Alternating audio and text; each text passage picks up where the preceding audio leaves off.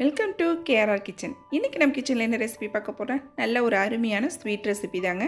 இன்றைக்கி நான் பருப்பு பூரண போளி எப்படி செய்கிறதுன்னு தான் பார்க்க போகிறோம். இந்த போளி ரெசிபி பார்த்திங்கன்னா ரொம்ப அருமையாக இருக்கும். டேஸ்ட்டு எல்லாருக்குமே ரொம்ப பிடிக்குங்க. இந்த போளி ஆறுனதுக்கு அப்புறமும் நல்லா சாஃப்டாக மிருதுவாக இருக்கிறதுக்கு என்ன பண்ணணும் அப்படிங்கிற டிப்ஸு நல்ல விளக்கத்தோடு வீடியோவில் ஷேர் பண்ணியிருக்கேன். வீடியோவை ஃபுல்லாக பார்த்து தெரிஞ்சுக்குங்க. இப்போ வாங்க இந்த போளி ரெசிபி எப்படி செய்கிறதுன்னு நம்ம வீடியோக்குள்ளே போய் பார்ப்போம்.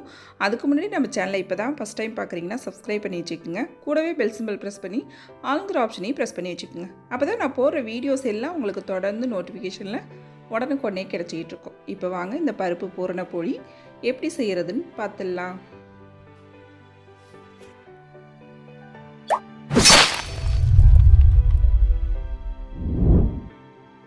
இப்போ போளி செய்கிறதுக்கு நம்ம ஃபஸ்ட்டு பூரணம் ரெடி பண்ணிக்குவோம். அதுக்கு 1 கப் அளவுக்கு கடலைப்பருப்பு எடுத்திருக்கேன். இந்த கடலைப்பருப்பை ஒரு பாத்திரத்தில் சேர்த்து நல்லா 2-3 தடவை கழுவிட்டு ஒரு அரை மணி நேரத்துலேருந்து 1 மணி நேரம் வரைக்கும் ஊற வச்சு எடுத்துக்குங்க. பருப்பு நல்லா ஊறி வரணும். ஊறி வந்ததுக்கப்புறம் இதை நம்ம வேக வச்சு எடுத்துக்குவோம். குக்கரில் சேர்த்து ஒரு 3 விசில் வேக வச்சு எடுத்தோம்னா போதும், நல்லா வெந்து வந்துடும். இப்போ நல்லா ஊறினதுக்கப்புறம் வேக வச்சு எடுத்துக்கிறேன். அதுக்கிடையில் பார்த்திங்கன்னா நம்ம மாவு பிசைஞ்சு ஊற வச்சுக்குவோம். அதுக்கு வந்து 2 கப் அளவுக்கு மைதா மாவு எடுத்திருக்கேன். இந்த மைதா மாவுக்கு பதிலாக நீங்கள் கோதுமை மாவில் கூட செய்யலாம். அதுவும் டேஸ்ட் இன்னும் சூப்பராக இருக்கும்.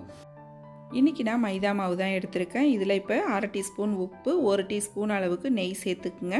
ஒரு 1/2 டீஸ்பூன் மஞ்சத்தூள், எல்லாத்தையும் ஒரு தடவை நல்லா ஒத்தாப்பில் கலந்து விட்டுருங்க. அப்புறம் கொஞ்சம் கொஞ்சமாக தண்ணி தெளித்து நம்ம சப்பாத்தி மாவோட இன்னும் கொஞ்சம் இலக்கமாக பிசைஞ்சு எடுத்துக்கணும். சப்பாத்தி மாவு பார்த்திங்கன்னா கொஞ்சம் இலக்கமாக தான் செய்வோம். அதோடு இன்னும் நல்லா இலக்கமாக செஞ்சுக்கணும். பூரிக்கு தான் நம்ம மாவு நல்லா திக்காக பிசைஞ்சு எடுத்துக்கணும்.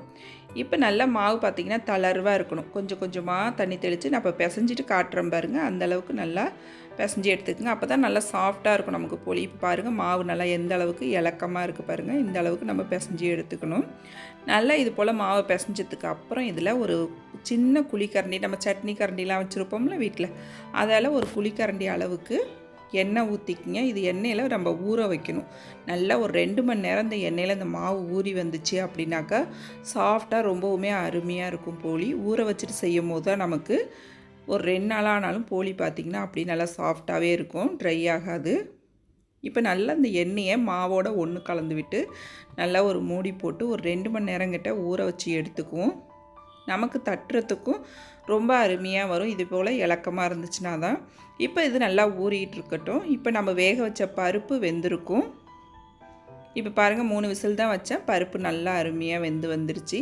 இப்போ இதில் உள்ள தண்ணியை வடிகட்டி எடுத்துக்கிறேன். இப்போ பருப்பு நல்லா தண்ணி வடிஞ்சிகிட்டு இருக்கட்டும். இதுக்கிடையில் நம்ம வெள்ளை தண்ணி கரைச்சி எடுத்துக்குவோம். அதுக்கு பார்த்திங்கன்னா இப்போ 1 கப்பு பருப்பு எடுத்தோம். அதே கப்பால் 1.5 கப்பு வெல்லம் எடுத்துக்கங்க. நல்லா வெல்லத்தை இடிச்சிட்டு அளந்து எடுத்துக்கங்க. இந்த 1.5 கப்பு வெல்லம் சரியான அளவாக இருக்கும். இன்னும் கொஞ்சம் இனிப்பு வேணும் அப்படின்னா கூட நீங்கள் இன்னும் கொஞ்சம் சேர்த்துக்கலாம். இதுவே நல்லாயிருக்கும். அதில் ஒரு 1/4 கப்பு தண்ணி சேர்த்து நம்ம கரைச்சி மட்டும் எடுத்துக்கிட்டோம்னா போதும். பாகுபதம்லாம் எதுவும் தேவையில்லை. இப்போ வெள்ளை தண்ணி நல்லா கரைஞ்சிடுச்சு. பருப்பும் பார்த்திங்கன்னா தண்ணிலாம் வடிஞ்சிடுச்சு. இப்போ இதை ஒரு மிக்ஸி ஜாரில் சேர்த்து நம்ம அரைச்சி எடுத்துக்குவோம். நல்லா நைஸாக இருக்கணும் நமக்கு. அப்போ தான் நம்ம வந்து போளி தட்டும் போது நல்லா இலகுவாக வரும் நமக்கு தட்டுறதுக்கு. இது போல் நல்லா நைஸாக அரைச்சி எடுத்துக்குங்க. இப்போ நம்ம கரைச்சி வச்சுருந்த வெள்ளை தண்ணியை வடிகட்டி எடுத்துக்குவோம் ஒரு பாத்திரத்தில். வடிகட்டினதுக்கு அப்புறம் நல்லா கொதி வரட்டும் வெள்ளை தண்ணி. இப்போ லைட்டாக கொதி வர ஆரம்பிச்சிருக்கு. இதில் வந்து ஒரு 1/4 டீஸ்பூன் அளவுக்கு சுக்குத்தூள், 1/2 டீஸ்பூன் ஏலக்காய் தூள், 1/4 டீஸ்பூன் உப்பு சேர்த்துக்குங்க. நல்லா எல்லாத்தையும் கலந்து விட்டு ஒரு 2 செகண்ட் நல்லா கொதி வரட்டும். கொதி வந்ததுக்கப்புறம் நம்ம மசிச்சு வச்சுருக்க பருப்பை இது கூட சேர்த்துக்குவோம். சேர்த்துவிட்டு இந்த வெள்ளைப்பாகோட நல்லா ஒன்று கலந்து வர மாதிரி நல்லா ஒத்தாப்பில் ஒன்று கலந்து விட்டுக்குங்க. நல்லா இது போல் கலந்து வந்ததுக்கப்புறம் இதில் 1 கப் அளவுக்கு தேங்காய் துருவல் சேர்த்துக்குங்க. நீங்கள் ஒரு 2-3 நாள் வச்சுருந்து சாப்பிட்ற மாதிரி இருந்தால் தேங்காய் துருவலை லைட்டாக நெய்யில் வதக்கிட்டு சேர்த்துங்க, ஈரப்பதம் இல்லாத அளவுக்கு. இது நான் கொஞ்சமாக செய்கிறதுனால வதக்காமல் அப்படியே சேர்த்துக்கிறேன். நீங்கள் வச்சுருந்து நிறையா செய்கிறீங்க, வச்சுருந்து சாப்பிட போகிறோம் அப்படின்னா தேங்காயை வதக்கிட்டு சேருங்க. அப்போ தான் வீணாக போகாமல் இருக்கும். இப்போ நல்லா ஒத்தாப்பில் ஒன்று கலந்து விட்டுக்குவோம். நல்லா திக்காகி வரணும். இந்த இது பூரணம் பார்த்திங்கன்னா நல்லா திக்காகி வரணும். இந்த அளவுக்கு நல்லா ஒன்று கலந்து விட்டுட்டே இருந்தீங்க அப்படின்னாக்கா நல்லா இது போல் திக்காகி வந்துடும். இந்த அளவு இருந்துச்சுன்னா போதும். இது பார்த்திங்கன்னா அதுக்கப்புறம் நல்லா இறுகி வந்துடும். ஆறுனதுக்கு அப்புறம் இதில் லைட்டாக 1 டீஸ்பூன் நெய் போட்டு கலந்துக்குங்க. நல்லாயிருக்கும் டேஸ்ட்டு. பூரணத்தை ஆற வச்சு எடுத்துக்குவோம். இப்போ பாருங்கள், நம்ம கலந்து வச்ச மாவும் நல்லா புளிச்சு நல்லா வந்திருக்கு. மாவு எவ்வளோ சாஃப்டாக இருக்குது பாருங்கள். இந்த அளவுக்கு இருக்கணும் நமக்கு. மேல் மாவு இந்த அளவு இருந்ததுனா தான் போலி சாப்பிடும்போது நல்லா டேஸ்ட்டாக இருக்கும், சாஃப்டாகவும் இருக்கும். இப்போ ஒரு வாழை இலை, அப்படி இல்லைன்னா பால்தீன் கவர் இருந்ததுன்னா அதை எடுத்துக்க. இப்போ வாழை இலையில் லைட்டாக எண்ணெய் தடவிக்கிறேன். இப்போ ஒரு உருண்டை மாவு எடுத்துக்கங்க. உங்களுக்கு எந்த சைஸுக்கு போலி தேவையோ அந்த அளவுக்கு மாவு எடுத்துக்கங்க. மாவு எடுத்து இப்படி லைட்டாக தட்டிக்குங்க. பூரணத்தையும் பார்த்திங்கன்னா ஒரு சின்ன உருண்டையாக பால் மாதிரி உருட்டி வச்சுக்குங்க. அதுலேருந்து ஒரு உருண்டையை இதில் எடுத்து வச்சு நல்லா மூடிடுவோம். மாவு வச்சு நல்லா இது போல் மூடி விட்டுக்குங்க. இப்போ எல்லா மாவும் சேர்த்ததுக்கு அப்புறம் பார்த்திங்கன்னா மேலே கொஞ்சம் மாவு நமக்கு நிற்கும். அந்த மாவை அப்படியே கிள்ளி எடுத்துருங்க.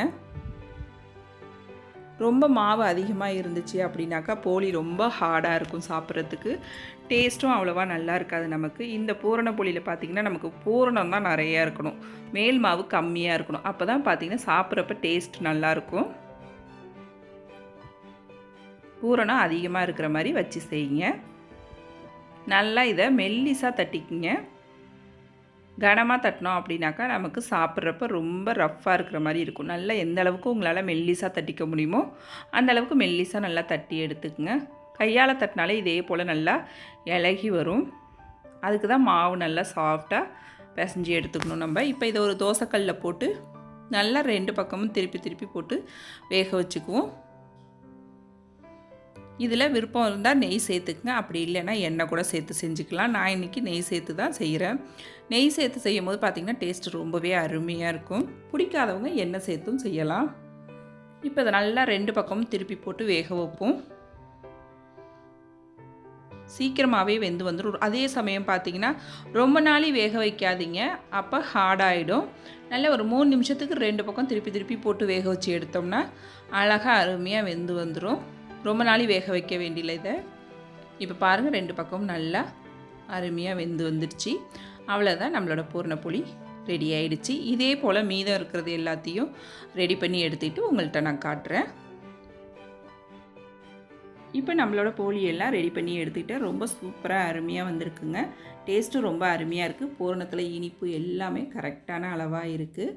ரொம்ப சூப்பராக இருக்குது டேஸ்ட்டும். நீங்களும் இதே அளவுகளோட பயன்படுத்தி இந்த போலி ரெசிப்பியை செஞ்சு பாருங்கள். செஞ்சு பார்த்துட்டு எப்படி இருக்குன்னு எனக்கு கமெண்ட் பண்ணுங்கள். என்னோட இந்த ரெசிபி பிடிச்சதுன்னா லைக் பண்ணுங்கள், ஷேர் பண்ணுங்கள். மறக்காமல் நம்ம KRR கிச்சனை சப்ஸ்கிரைப் பண்ணி வச்சுக்கோங்க. நாளைக்கு வேறொரு ரெசிபியோடு சந்திப்போம். தேங்க்ஸ் ஃபார் வாட்சிங்.